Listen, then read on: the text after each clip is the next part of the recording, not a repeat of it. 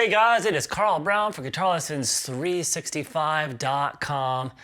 Got a classic today. We're going to learn how to do Sweet Leaf by Black Sabbath. I believe this song, it's about like I think it's a stevia plant. I think that's what this is about. I'm not a music historian, but I'm pretty sure I'm right about that. I think it's about the stevia plant. Anyway, it's got some fun riffs in it, and we're going to learn how to do them and the solo and all that good stuff. The one bummer about this track is that it is tuned way, way, way down. So hopefully you have a guitar that you can set up for like a lower tuning. This is in C sharp standard. So that means every single guitar is tuned a step and a half down or minor third down. What are those notes? Well, it's a low C sharp. Then we have a low F sharp. Then the D string goes down to a B. G string goes down to an E, B string down to a G sharp, and that high E string down to a C sharp. And now you're in Black Sabbath mode. So now, before we get into it, please subscribe to the channel if you haven't already. Ring the notification bell so you know when we release a new video. You can really like and comment on the videos and watch them. That actually helps more than anything. And what actually helps more than anything that you possibly do is join my Guitar Academy. If you really want to learn how to transcribe music yourself, how to develop your technique very efficiently, from complete beginners to extremely advanced technique courses I have in there, ear training, theory, a lot of improv stuff. I go weekly live classes just with me, so you can kind of ask me questions in real time. It's all there in the Academy. Check it out and get a free 7-day trial by clicking that link below. All right, let's jump into Sweet Leaf. Now, we have this main riff that's also the verse of the song. Looks like this.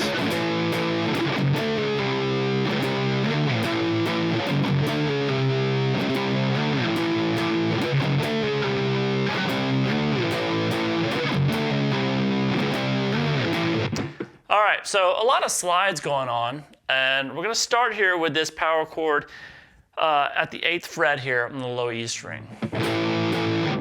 So now I'm going to call it the low E string. So as you guys know that watch my videos, if I'm just kind of whacked out tuning, I just kind of refer to the notes as their standard pitch guitar.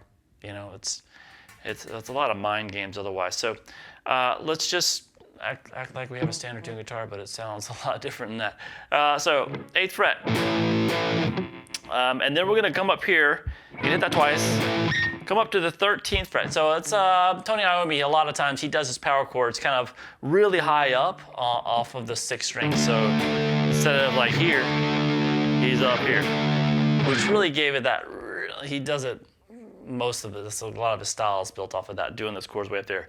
It gives those chords a different sound because of it. So we have this, we're gonna come up here to the 13th fret power chord onto the 6th string and hit that, slide down to 12, slide down to 11. So we have this.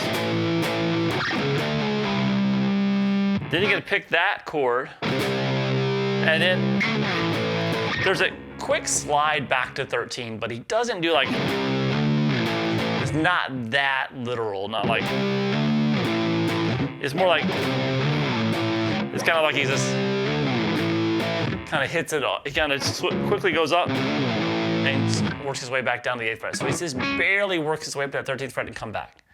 So you don't want to go, it's more like, it's kind of a grace note.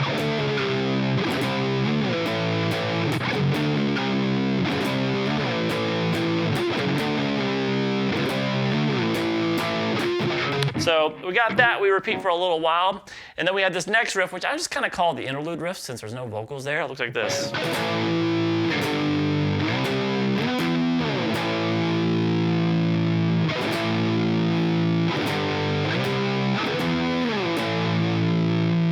So it just does that. So it's basically still just straight power chords off the 6th string, 8th fret, then down to 6th, then up to 11.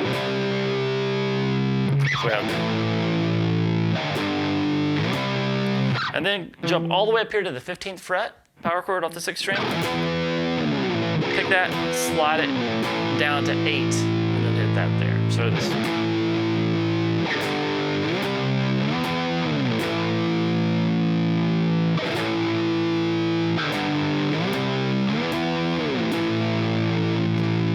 right, so then after that, they come back in with that same main riff. Now, over that main riff, you'll see this guitar overdub that comes in. It's a little single note line that goes with the chords.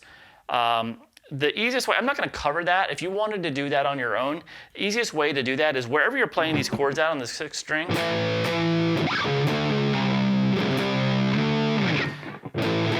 you see that note that's the top note in that chord? So play that exact same fret, but on the D string.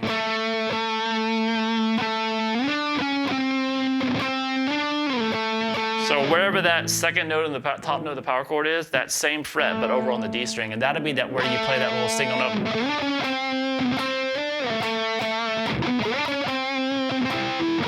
Whatever, you can play like. That one's a little bit more picked and played. All right, so I'm not going to cover that. You're going to see that, and he does it over the interlude riff as well.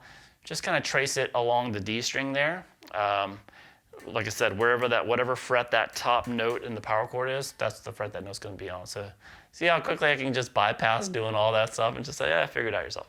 But at least I told you how to figure it out. All right, so then we just basically go through the main riff again and back through the interlude again.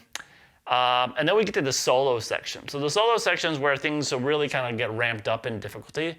I'm going to play through that for you, and then when we get to his actual solo, where it's that really kind of blues-based kind of licks and stuff, it's one of those styles that, we're not going to really try to go for that note for note. We're going to kind of show like the signature moves that he's doing in there and how he's making the solo sound the way he does, but when you see him play it live, he's never going to play it note for note either. So that's not one of those types of solos. Kind of want to get an improvised type of just kind of going for it type of a solo, but he does have a framework around it, and that's what we're going to take a look at. All right, so let me play through it for you real quick though.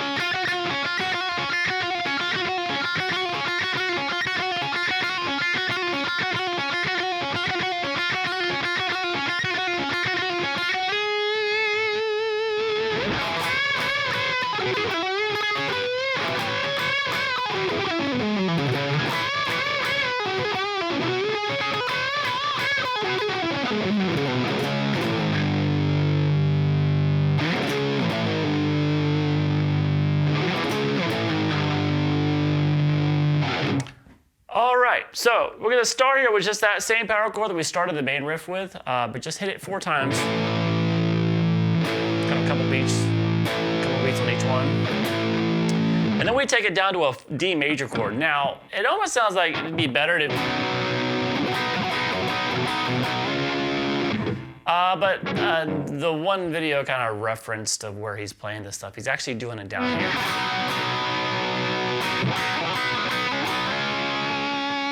So he's basically playing this D chord, and then he plays the D like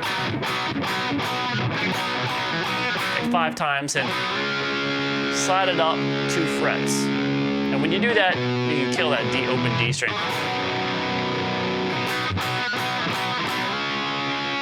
Basically do that 3 times.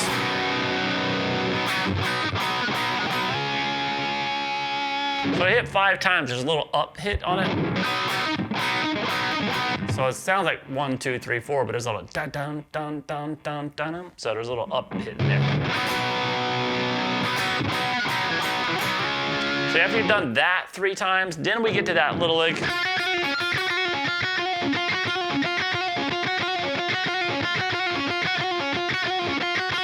So that lick is done 16 times. And what we're doing here is we're going to play the 4-5 on the high E string. And then you're going to go back down to 4. Hammer back on to 5. Pull back off to 4. Over to 5 on the B. So this. So that's the lick. And then you basically repeat that 16 times.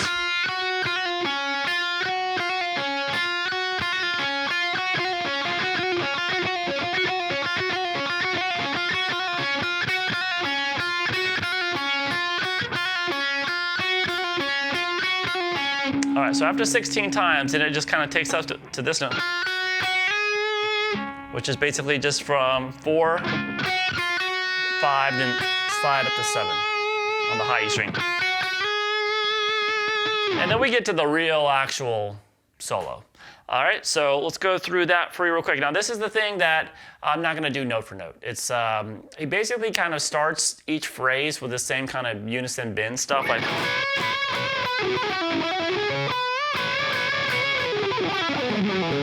But then he ends up in he basically takes one down, halfway down the scale, and then he goes all the way down the scale. And then he does pretty much the same thing again. So, so this first phrase is basically, I'm kind of creating those little bends, 3 bends, kind of start each new phrase. So that first one, do something like that. It's basically, we're looking at E minor pentatonic. Obviously in this tuning, it's C sharp minor pentatonic. But we're gonna visualize it as E minor pentatonic because that's what it looks like. So it starts with this unison bend. So you hold the 12th fret on the high E string and the 15th fret there on the B. And you pick both notes, but only bend the note up on the B string up a whole step until the notes go in unison.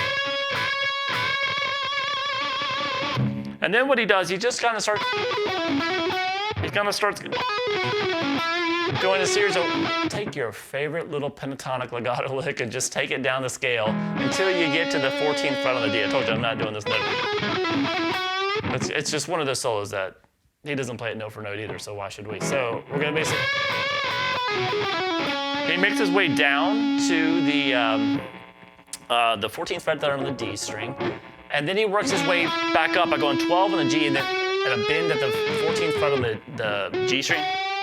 And then the standard 12th fret on the B, roll over to the 12th fret on the high E. So he kind of works his way back up like that. So we had that.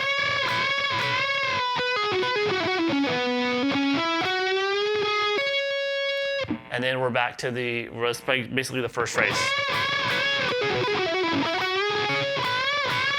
We start the second phrase now. The same kind of unison bend stuff, and then we just go all the way down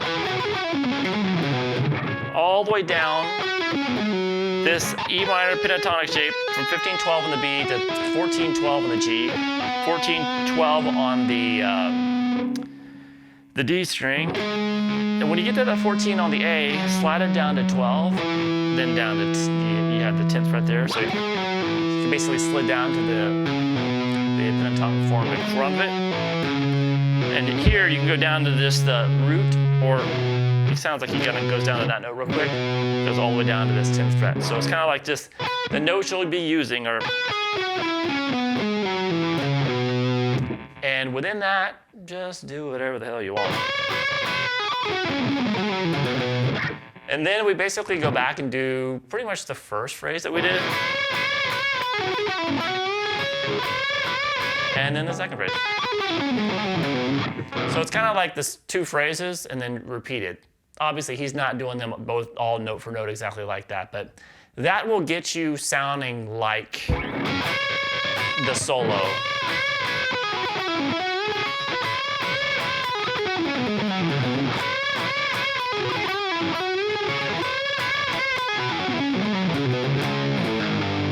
And then we go into that little riff 3 times. So that riff that he does at the end of the solo section, you're gonna play that power chord. We're back to the power chords off the low E. Hit that power chord to the 12th fret, and then go down to 8 and pick that, slide down to 7, slide down to 6. So this.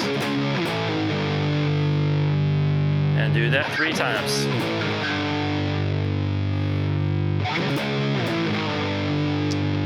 And that's pretty much it for the riffs of the song. It goes back to the main riff again, that same. And then back to the same interlude, and then back to the main riff again, and it fades out.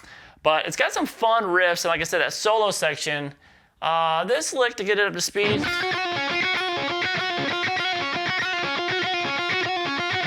Not incredibly easy in this.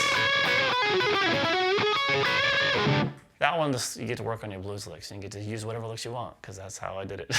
Anyway, hope you guys enjoyed it. I'll see you again soon for guitarlessons365.com.